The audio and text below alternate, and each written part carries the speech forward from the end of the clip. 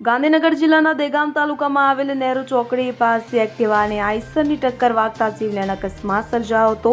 ત્યારે અકસ્માતમાં એક્ટિવા પાછળ બેઠેલા મહિલા ગીતાબેન નીચે પડી ગયા બાદ આઈસરનું ટાયર ફરી વળતા ગંભીર ઇજાઓ બાદ તેનું મોત નીપજ્યું હતું। મૃતક ગીતાબેન અમદાવાદ શહેર ખાતે રહેતી દીકરી દિવ્યાબેન પંચાલ અને દિવ્યાબેનના પુત્ર સાથે એક્ટિવા લઈ જીંડવા ગામે મંદિરે દર્શન કરવા માટે ગયા હતા। જય પરત વેદ ફ્લેટમાં રહેતા શર્મિષ્ઠાબેન પંચાલના ઘરે ગયા હતા। ત્યારે નહેરુ ચોકડી પાસે આ જીવલેણ અકસ્માત નડ્યો હતો। ઘટનાને પગલે દેગામ પોલીસે આઈસર ચાલક સામે ગુનો નોંધી વધુ તપાસ હાથ ધરી।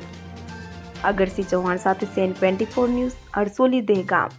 હવે જુઓ દેશ દુનિયાની તમામ ખબરો તમારી આંગળીના ટેરવે। ઉઠાવો મોબાઈલ અને ગૂગલ પ્લે સ્ટોર પરથી ડાઉનલોડ કરો અમારી CN24 ન્યૂઝ મોબાઈલ એપ।